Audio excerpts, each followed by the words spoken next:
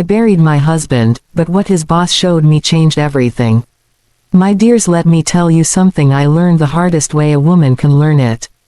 Life does not always wait for your tears to dry before dropping another truth in your lap. Sometimes sorrow arrives in layers, one grief stacked right on top of another, and you stand there wondering how your heart has not burst open from the weight of it all. On the morning I buried my husband, I thought I already knew what pain was. I thought the worst had already happened. I thought the last shovel of dirt falling on his casket was the final chapter of the story. But life had one more page waiting for me. And on that page was a phone call from his boss, a man I barely knew whose voice was tight like a knot pulled too hard. "Ma'am, you need to see this," he said. And those 6 words stopped my world colder than the graveyard wind. So gather close, my loves, because this is not just a story of a funeral. It is a story of truth finally stepping into the light of a broken morning. That morning felt heavier than any morning of my life, and I could feel it before I even opened my eyes, as if the air itself knew what day it was and pressed down on my chest with a sorrow that no words could carry. The sky outside was gray, like it too was grieving, and for a long moment I just sat on the edge of the bed staring at the space where he used to put his shoes every night and where he would grumble softly if one of them had gone missing. It is strange the things you notice when someone you love is no longer breathing in the same house, no longer walking on the same floors, no longer reaching for the same doorknobs.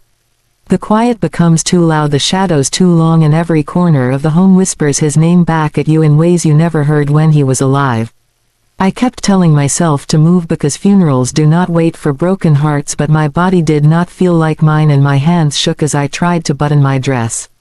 I could not stop thinking about how he used to help me with the small things, tying the back of my gown, fixing the crooked clasp on my necklace, and now every clasp, every zipper, every button felt like a goodbye. People always say that funerals bring closure, but I did not feel anything close to closing a chapter that morning. If anything, it felt like I was being forced to step into a story I did not understand, a story I never expected to be living at this age. I kept wondering if I had missed something, some sign or whisper that warned me he would be taken from me so soon. Losing a husband is not like losing anything else, because a husband is a partner, a witness, a keeper of your days, and when that witness disappears, it feels like your life becomes unanchored, like everything you shared is now floating away without form or direction. I walked into the living room and the smell of the coffee he always brewed lingered faintly, as if it had stayed behind on purpose, but even the smallest kindness felt cruel because it reminded me that his hands were not here to hold that mug anymore. When I arrived at the church, the murmurs of people filled the air, soft, low, and careful, like they were afraid to disturb something sacred. I heard my name whispered from a few corners, but I could not bring myself to look around because I knew that if I met too many sympathetic eyes I would fall apart right there before the service even began. The flowers were arranged beautifully, white lilies and roses, and someone had added a touch of blue because they knew it was his favorite color, but the beauty only made the ache sharper. I wanted to be angry at the flowers for blooming and at the people for breathing and at time itself for moving forward, when all I wanted was for it to stop and let me catch my breath. His photograph stood at the front of the church, framed in dark wood, and his smile looked so full of life, so full of warmth, that I almost reached out to touch the glass, as if touching the picture would bring him back just long enough to say one more word, one more "I love you," one more anything. People came to me one by one, offering their condolences and their memories and their soft-spoken stories about him, but their words floated around me like distant echoes. I nodded, I thanked them, and I tried to listen, but my heart was somewhere else entirely, somewhere curled up inside my chest, trying to make sense of how a heartbeat can stop while everything else keeps going. I watched the pallbearers lift the casket, and for a moment it felt like the ground beneath me dipped, as if my soul slipped an inch downward and I had to grip the side of the pew just to steady myself. The thud of their steps felt like a drumbeat, a countdown, a rhythm that moved us all toward the inevitable moment when the world would have to accept that he was gone. I walked behind the casket, and every step felt heavier than the last, as if grief had decided to live in my bones and weigh me down with every movement. At the graveside, the wind picked up and fluttered the program in my hands, and I looked down to see his name printed in bold letters above the dates that marked the beginning and the end of his life. 2 dates, 2 numbers holding an entire human lifetime within a simple dash, and I could not understand how everything he had been, his laughter, his joys, his regrets, his work, his hope, his dreams, could fit between 2 numbers. The pastor spoke about peace and heaven and rest, but my mind drifted to all the unfinished conversations, all the plans we had made that would now dissolve quietly into nothing. The first handful of dirt fell onto the casket with a sound that pierced me like a blade, and I felt my knees weaken, but I held on because that is what wives do. We hold on even when it feels like our hearts are shattering like glass dropped from a height we never agreed to climb. I stood there watching the earth cover him slowly, and I kept replaying memories in my mind, his hand reaching for mine in the grocery store, his soft whistle when he was fixing something in the garage, his tired smile when he came home after a long day at work.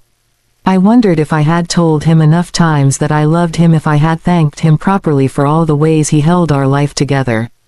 The guilt crept in slowly, not loud but steady, like a shadow rising with the sun, and I thought maybe I should have listened more, should have noticed more, should have asked more questions about his days at work or the tension he sometimes brought home in the lines around his eyes.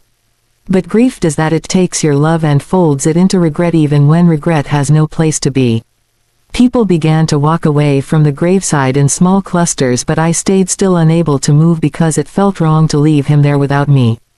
I kept thinking that if I stood there long enough, maybe I would wake up from this nightmare, maybe he would walk up behind me and wrap his arms around me like he used to, but reality has a cold way of settling into your bones and making you understand that some doors do not reopen no matter how much your soul begs them to. I finally took a step back, then another, and each step felt like peeling myself away from a world that no longer made sense. When I reached the car, I sat inside for a long moment, letting silence settle around me. I thought that the worst part of the day was behind me, that the burial, the final goodbye, was the end of the pain. I had no idea that this moment was not the end but the beginning.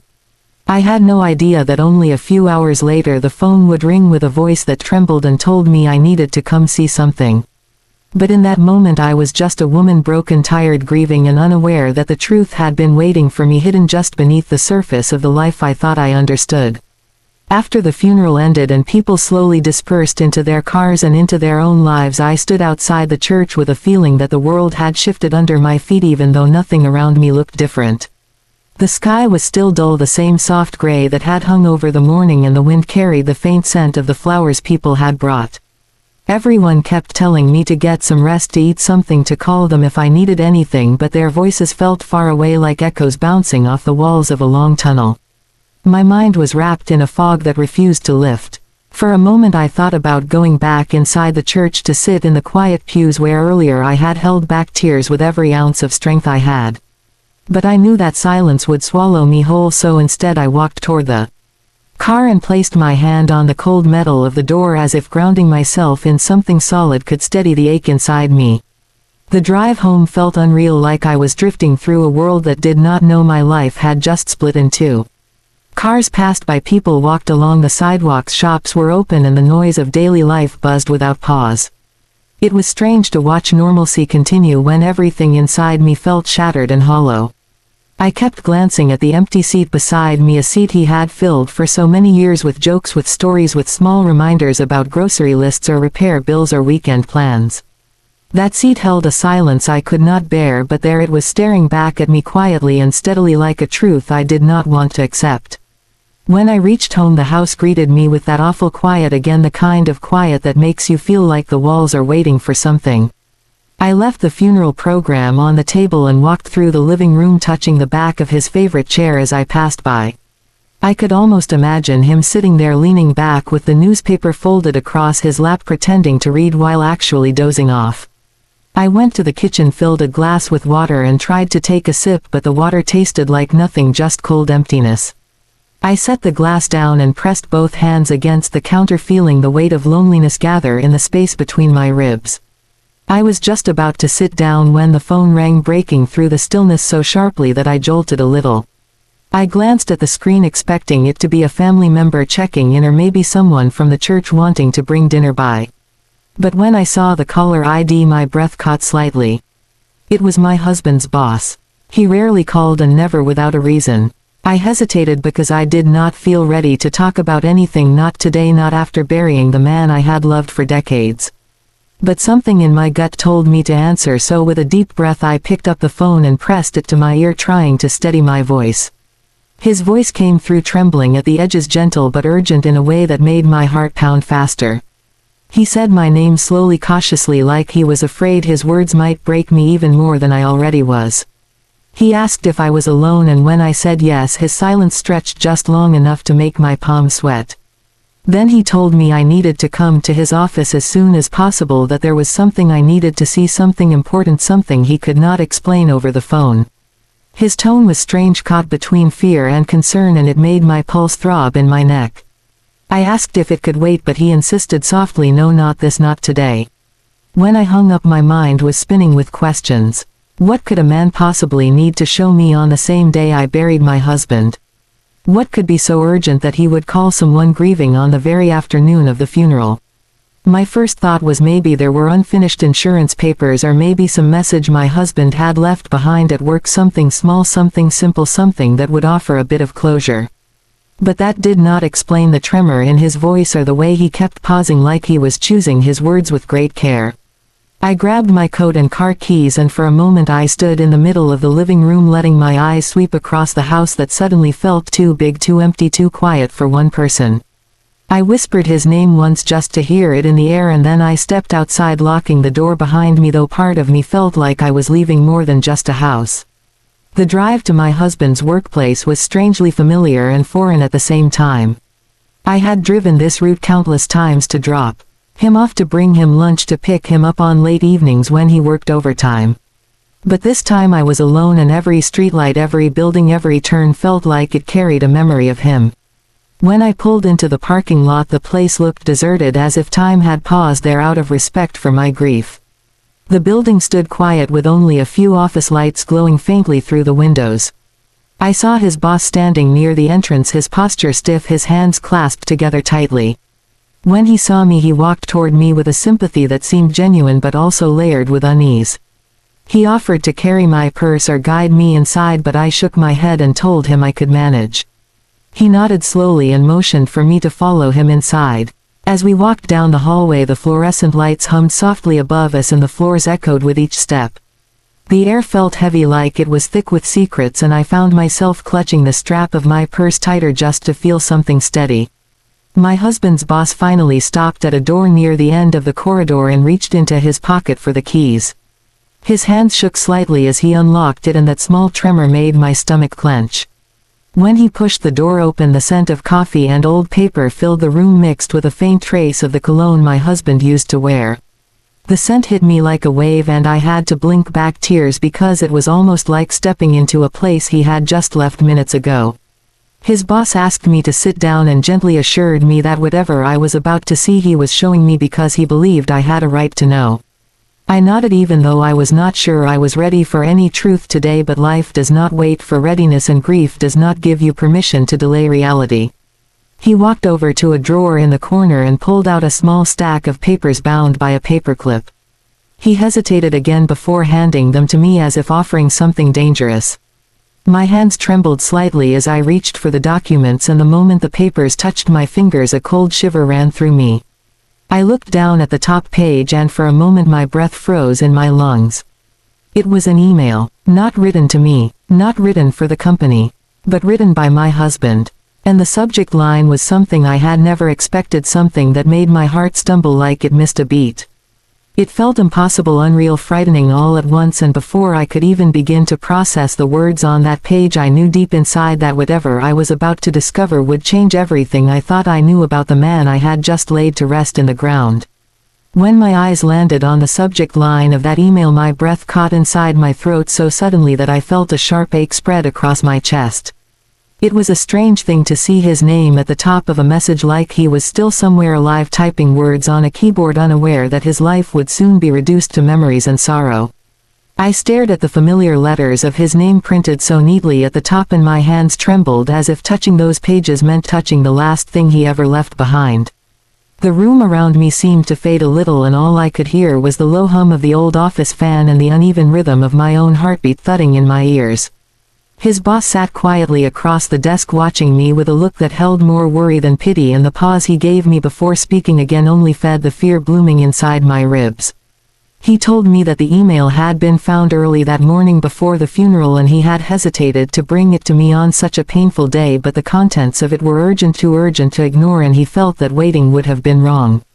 His voice cracked slightly as he explained how my husband had walked into the office 2 days before he died carrying a weight that no one noticed at the time, a strain around his eyes, a stiffness in his shoulders, a distracted tremor in the way he signed his papers. He said he had asked my husband if he was all right, and my husband had smiled, one of those tight smiles that people give when they are carrying a secret too heavy to share. That smile returned to my mind instantly, and I remembered seeing it myself just a few days before he passed. I had brushed it off thinking he was tired or stressed, but now it felt like I had missed something vital, something hidden behind that soft tired curve of his lips. I lowered my eyes to the first line of the email, but before I could gather the courage to read the words, his boss gently folded his hands on the desk and told me that what I was about to read was not easy. It was written in fear, he said, written by a man who believed he was in danger, a man who wanted to protect his family even if he did not quite know how. Those words made my heart stutter. Danger, protect, my husband. Those things did not belong together, at least not in the world I believed we lived in. My husband was an ordinary man with ordinary habits and simple joys. He was steady, grounded, kind, the sort of man who found comfort in routine and never chased danger willingly. So how could he have written something like that? I finally looked down at the page and my eyes followed the shaky, uneven strokes of his writing. The first line felt like a blow I was not prepared for. He wrote that if anything happened to him, if his death seemed sudden or unexpected, then the cause would not be natural. Those words swirled painfully in my mind because only hours earlier I had stood beside his coffin believing I was burying a man taken by fate or illness or some cruel twist of life. But here were his own words telling me that he did not believe his death would be an accident. He said he had uncovered something at work, something that put him in the path of danger, and though he did not describe it directly, he hinted that he had seen something he should not have, something that could not be ignored. As I read further, my hands began to shake more violently because my husband had never been a man of secrets. He was honest, almost painfully so, and he never hid anything from me, not the small things, not the big things, not even the embarrassing things that most men would choose to bury under silence. He shared everything with me because that was the foundation of our marriage: trust, openness, and the safety of knowing each other fully. But this email was something he had kept entirely to himself. And that alone told me just how frightened he must have been. There was no other explanation, because the man I married would rather carry a burden with my hand in his than face it alone, unless he believed that telling me would place me in harm too. The email continued with words that felt like a desperate attempt to leave me a trail, a warning in case he was gone before he could speak to me directly. He wrote that he felt watched, that certain people at work had begun acting strangely around him, that conversations fell silent when he walked by, and that files he was responsible for seemed to shift, disappear, reappear in ways that made no sense. He said he had asked a few quiet questions, and those questions had been met with coldness, and one particular threat subtle but unmistakable. He did not name the person, but he wrote that their eyes held a warning that made the hairs on his arms stand up. He said he began to fear that he had stumbled into something dangerous, and he no longer knew who he could trust. I felt myself growing colder with every line I read, because this did not sound like the man who shared breakfast with me each morning, who laughed at silly commercials, who fell asleep beside me with one hand resting gently on my arm. This sounded like a man cornered, frightened, forced into silent battles with shadows I never knew existed. I blinked hard, trying to clear the sting in my eyes, and breathed slowly to keep my hands from trembling so violently that the papers crinkled. I whispered his name under my breath, as if speaking it would somehow steady my unraveling heart. Then I reached the part of the email that made my lungs collapse inward. He wrote that if he died, if anything happened suddenly, then someone should look into his last project. He said the truth was hidden there, hidden in numbers and decisions and signatures that did not belong to the people who claimed them. He pleaded for someone to take that seriously. And at the end of the email, in a line that sent a chill through my entire body, he wrote that he feared someone was planning to silence him. Not metaphorically, but literally. I could not breathe. I looked up at his boss and saw fear flicker in his eyes too. He told me he had not shown this message to anyone else yet. He was afraid. He did not want to involve the wrong people. He did not know who could be trusted. His voice cracked as he admitted that he believed my husband had been right to be afraid. That shook me to my very core. To hear another man confirm a fear so dark, so unthinkable, was like being thrown into icy water with no warning. I gripped the edge of the desk because the floor beneath me felt unstable, like my whole world was tilting out from under me. For a long moment I could not speak. I just sat there listening to the sound of the clock ticking on the wall, the soft whirring of the overhead fan, and the wild thud of my own heart pounding in disbelief. My husband had been terrified. My husband had been threatened. My husband had died suddenly. How could I ignore the connection? How could I dismiss this as coincidence? The weight of grief had been crushing me all day, but now it mixed with fear and suspicion and a sharp burning need to understand what had happened to him. I reread the last lines over and over again until they blurred in front of my eyes. He had ended the email with a final note to me. Though he had not addressed me by name, he had written words that felt like they were meant for my heart alone. He said that if I ever saw this message, then he was sorry. He was sorry for leaving me with questions. He was sorry for any pain his silence caused. And he hoped I would forgive him for not telling me sooner, but he wanted me to be safe, and sometimes safety requires secrets.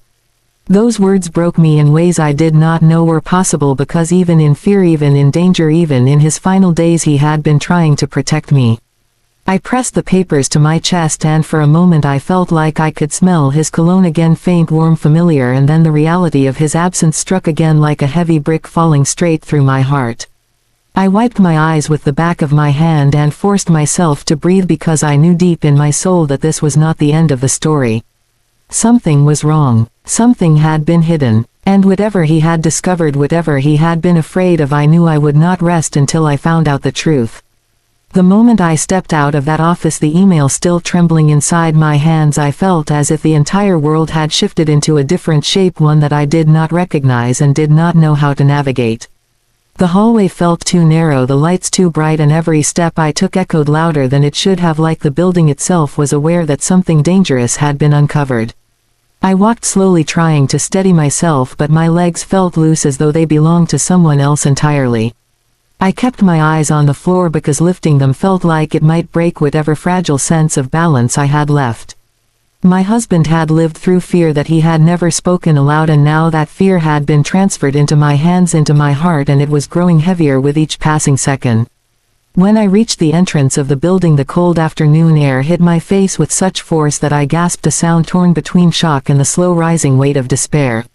For a moment I simply stood there, holding the strap of my bag with white knuckles and staring at the open street beyond the glass doors. People walked by with casual strides, unaware that my life had been uprooted, turned inside out, and rewritten by a few pages of trembling words from the man I had just buried.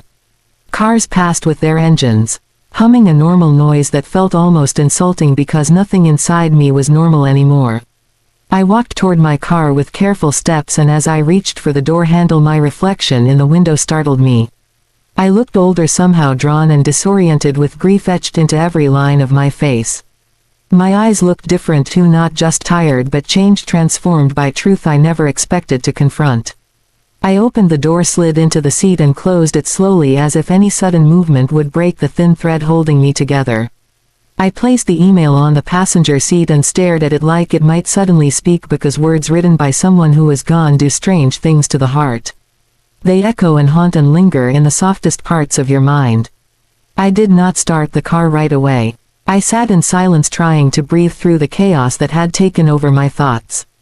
I tried to remember every detail from the days before he died, every odd expression, every pause, every late night spent at his desk, every sigh he tried to hide.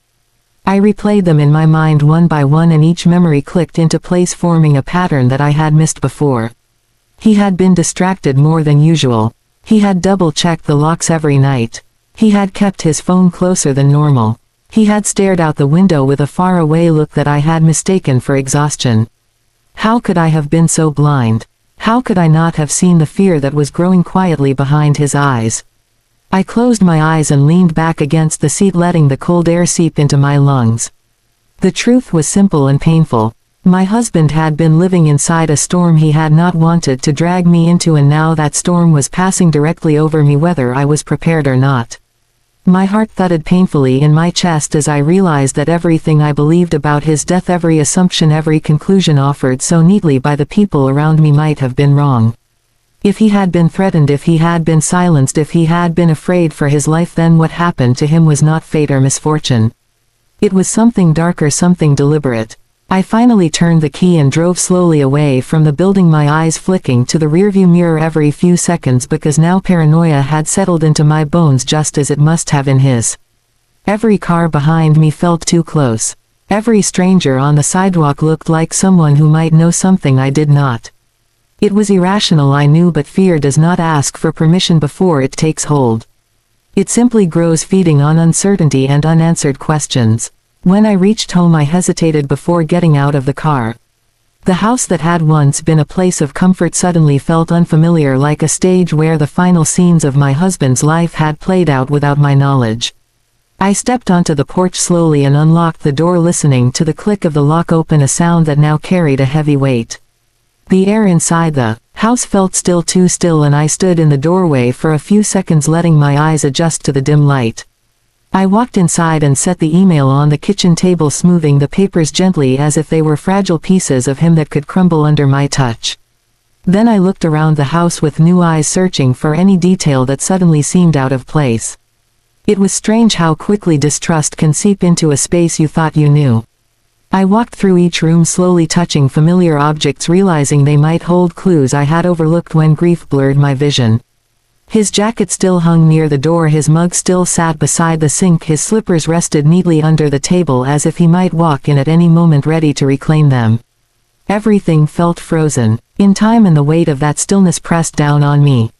I went to his study, a room I rarely entered because he liked having his own quiet space. As I pushed the door open, a faint smell of his cologne drifted toward me, and it nearly unraveled me. I stepped inside and ran my fingers along the edge of his desk.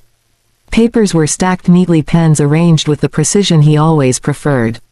I opened a drawer slowly and found folders filled with numbers and charts and documents stamped with the company logo.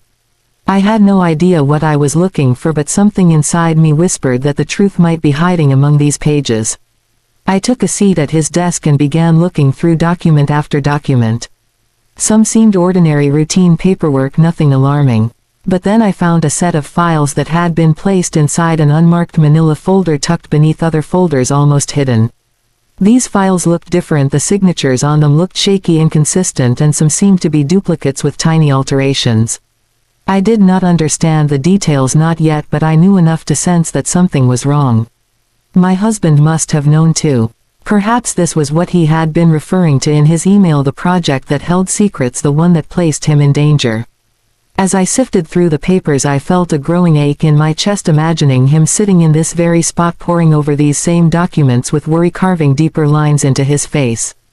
I wondered how many nights he had sat here alone, afraid, confused, unable to tell me what was happening. The thought of him suffering in silence broke something inside me, because I would have stood beside him, I would have helped him, I would have carried the fear with him if only he had let me. But he had chosen to shield me, and now that shield was gone, leaving only the harsh light of truth behind. I set the papers aside and pressed my palms against my eyes, trying to gather my thoughts. The house felt cold around me, heavy, like a place holding its breath. I looked toward the living room, where a framed photo of us sat on the shelf, smiling in a world that felt impossibly distant now. I whispered his name into the stillness, and the sound trembled in the air before fading into silence. It was in that moment, sitting in his study surrounded by pieces of a puzzle he never had the chance to finish, that I made a quiet promise to him. I would not turn away. I would not hide. I would follow every thread, every clue, every whisper of truth until I understood what had really happened to him. I owed him that. I owed us that. The fear was still there, pulsing through me, but beneath it was a growing strength, a determination shaped by grief and love, and the knowledge that he had trusted me enough to leave behind a warning. And I would not let that warning die with him. When I woke the next morning, the house felt heavier than it had the night before, as if it had absorbed every fear and unanswered question that I carried inside me.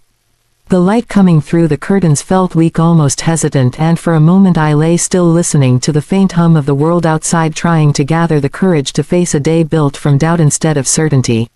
I had always believed mornings brought clarity, but on this morning clarity felt distant, like the sun hiding behind a thick shroud of storm clouds. I pushed myself upright, my body aching with the weight of everything I had uncovered and everything I still did not understand. I moved slowly through the house, touching the backs of chairs, the tops of picture frames, the edge of the hallway wall, as though grounding myself in the physical world would keep my thoughts from drifting into dark corners. The kitchen felt colder than usual, and I filled a kettle with water without really tasting the tea I made. I held the mug in both hands, letting the warmth sink into my fingers even though my heart remained cold and unsettled. As I sipped, I found myself glancing toward the study where the stack of papers still waited like a silent witness to my husband's final days. Something inside me whispered that I needed help, that I could not carry this alone. The truth was too tangled, too dangerous, too uncertain for one grieving woman to untangle by herself. But trust had become a fragile thing, and I was terrified of turning to the wrong person. Fear does that. It narrows your world until everyone looks suspicious, until every smile carries a hidden meaning. I sat at the table staring at the rim of my mug and tried to think of someone who could be trusted, someone who had no connection to the company, no reason to betray me, no stake in hiding the truth. Then I thought of George, my husband's closest friend, a man who had known him longer than I had, a man who had stood beside him through more storms than I could count. They had been inseparable once until work responsibilities and long hours slowly pulled them apart, but the loyalty between them had never faded. And George had been devastated at the funeral, not with the clean, quiet grief people show when a friend passes, but with a raw, trembling sadness that spoke of deeper worry and lingering questions. Perhaps he already suspected something. Perhaps he had noticed the same strange changes in my husband. Perhaps he had been waiting for someone to confirm his fears. I reached for my phone with slow, unsteady fingers and stared at his name for a long moment before pressing call. The ringing stretched on, and just when I thought it might go to voicemail, his voice came through, groggy and confused. I asked if he could come over, that I needed to talk, that it was important. Something in my tone must have cut through his sleep, because he agreed instantly and promised to be there within half an hour. I ended the call and sat quietly, feeling a mixture of relief and new fear rushing through me.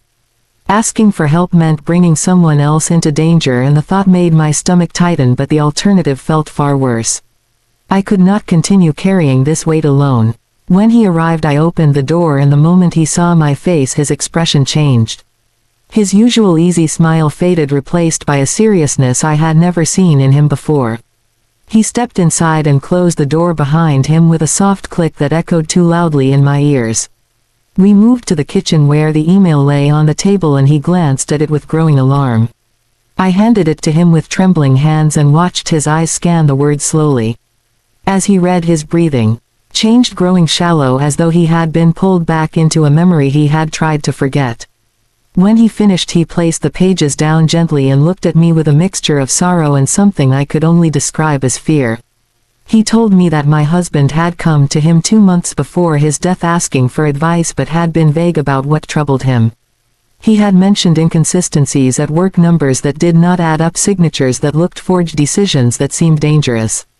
George said he had urged him to go to the authorities, but my husband had shaken his head, saying the situation was more complicated than it appeared. He had said there were people involved who held power, people who could ruin lives with a single whisper. And then he had asked George to keep their conversation private. George admitted that he had regretted honoring that request ever since the moment he heard of my husband's death. His voice cracked slightly when he said that he had always suspected the accident might not have been an accident, and hearing him say those words aloud sent a chill down my spine. It felt like the final thin barrier between possibility and truth had snapped. For a moment we sat in silence, both of us staring at the papers as though they contained answers instead of questions. Then George asked if he could see the documents I had found in the study, and together we walked into the quiet, dim room where my husband's desk still held the imprint of his hands on the polished wood. George sifted through the papers with careful eyes, pausing at the same suspicious files I had found the night before. He pointed out details I had missed, dates that did not align, approvals made without proper authorization, figures that seemed manipulated to hide something significant. He explained that these kinds of inconsistencies were not simple mistakes but deliberate alterations, and that whoever had made them knew exactly what they were doing. The deeper he looked, the darker his expression grew, until he finally leaned back in the chair and exhaled heavily, as though the truth itself was too heavy to hold. He looked at me with a solemn expression and said that my husband had likely uncovered something illegal, something dangerous, something that threatened the wrong kind of people. And instead of backing away, he had taken steps to expose it. My breath caught in my throat as I realized that the man I had shared my life with had died while trying to protect others while carrying a burden too heavy to share. It made my grief sharper and deeper, but it also filled me with a fierce sense of pride. He had been brave in ways I had never known. We spent hours reviewing the documents piece by piece, trying to assemble a clear picture of what he had discovered. The sun moved across the sky, casting shifting light across the room, but neither of us noticed. Time did not feel linear anymore. It felt suspended, hovering in the air between past and present. Eventually George suggested that we create copies of everything as protection, because if my husband had been silenced, then the danger might not have ended with him. The thought sent a shiver through me, but I nodded because fear had already become part of my reality. As evening began to settle around us, the sky turning a dull shade of purple, I realized something significant. I was no longer alone. The truth was still murky, still frightening, still wrapped in layers of uncertainty, but now it was shared. George sat beside me, not as a visitor but as an ally, a witness to the dark path we were being forced to walk. And in that shared silence I felt a flicker of something I had not felt since before the funeral. Strength, not loud or fierce, but steady and quiet, like the first light of dawn pushing through darkness. I looked at the papers once more and whispered a silent promise to my husband that we would not let his truth die, his voice fade, or his courage be forgotten. Whatever he had uncovered, whatever he had feared, whatever danger he had faced, we would face it now for him, and with him still guiding us through the shadows he had tried so hard to shield me from. And though fear still coiled tightly inside me, determination began to grow beside it, strong, unyielding, and ready for whatever would come next. The night settled around the house like a thick blanket of quiet, and for a long moment I simply stood in the hallway, listening to the low hum of the refrigerator, the distant chirping of crickets, and the soft whispers of my own breathing. It felt strange to sense the world moving on while I remained trapped in a moment that stretched endlessly between grief and revelation. The truth was now no longer hidden behind locked drawers or secret files. It was alive in my mind, and it pulsed through the rooms of my home, reshaping everything I thought I knew. There are points in life where time itself seems to hold its breath, and I could feel myself standing at the edge of one. I took a step forward, then another, as though movement alone could keep the fear from settling too deeply in my bones. George had gone home after insisting that I call him if anything strange happened, but the quiet that followed his departure brought a new kind of heaviness. When he left, I felt the loss of his presence like the fading warmth of a blown-out candle. I stood near the door after he was gone, staring at the street where his car had disappeared. The night felt too still, almost watchful, and I found myself reaching up to lock the door even though I could not explain the sudden tension in my chest. I turned each lock carefully, listening to the soft clicks like tiny reassurances that I was safe, at least for the moment. I walked through the house, checking the windows, even though I had never been the type to worry about such things. But once you learn that danger can hide in plain sight, that it can sit quietly in the corner of your life pretending to be ordinary, you begin to look at every shadow differently. Eventually I returned to the study where the documents remained stacked neatly on the desk. The room felt different now, less like a place where my husband worked and more like a chamber of secrets where his final thoughts lived between ink and paper. I approached the desk slowly, touching the back of his chair, the cool surface of the wood, the pens he had used as though connecting to him through the things he left behind. I gathered the papers into one pile and held them against my chest, feeling their edges press lightly into my skin. They felt heavier than paper should feel, maybe because they held truth, maybe because they held danger, maybe because they held a part of him that he had not shared with anyone. As I stood there holding them, I realized that these final pieces of his life were now my responsibility, and the weight of that responsibility pressed down on me in ways I had not expected. It was not just grief anymore.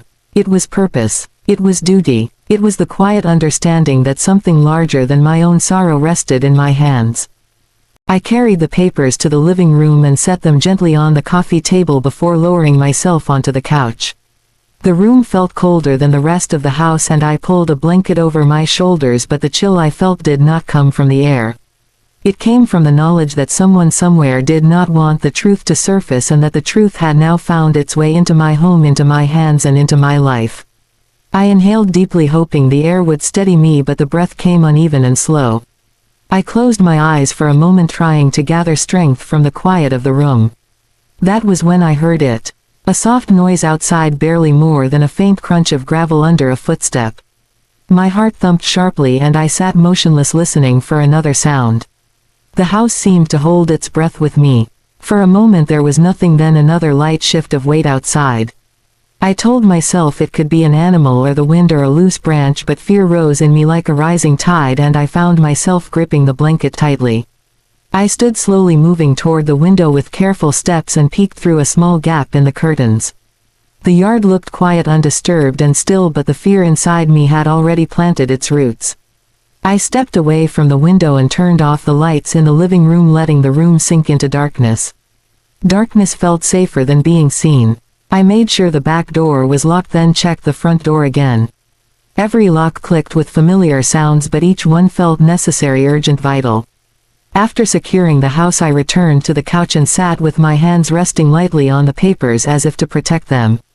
And then I whispered a silent prayer, asking for strength, asking for courage, asking for the wisdom to know what to do next. I knew that I could not keep these documents hidden in my home. It was too dangerous. If my husband had been taken because of what he discovered, then the people involved might not hesitate to follow the trail he left behind. The thought sent a shiver through me and I looked down at the papers in front of me, knowing that their content was the very thing that placed me in danger. But at the same time they were the only path to the truth. And that truth had become my compass. I called George again, my voice barely above a whisper. He answered on the first ring, his tone instantly alert. I told him I was scared, that I felt watched, that something did not feel right. He listened without interruption, his breathing steady and calm, and he told me he would be back in 10 minutes. True to his word, he arrived quickly, and when he entered the house he scanned each room with careful eyes, like a man who had learned caution through experience. After checking the doors and windows, he sat down across from me and asked what had happened. I told him everything, every sound, every feeling, every sharp spike of fear, and he listened with a seriousness that made me feel less like I was imagining things and more like I was sensing something real. He agreed that it was time to remove the documents from the house, that keeping them here placed both of us at risk. He suggested making digital copies, storing them in multiple secure places, and then handing the originals to someone who could protect them better than we could. Someone outside the circle of danger. Someone with authority. We talked for a long time about possibilities. Journalists, investigators, attorneys, federal contacts. Each option came with risks, and safety depended on careful timing. We knew that once we moved the documents, once we shared them with someone else, the truth would no longer be silent. It would begin to speak, and the people who wanted it buried would feel the tremor. The weight of that thought settled heavily between us, but we also knew that delaying was no longer safe. Finally we agreed on the first step.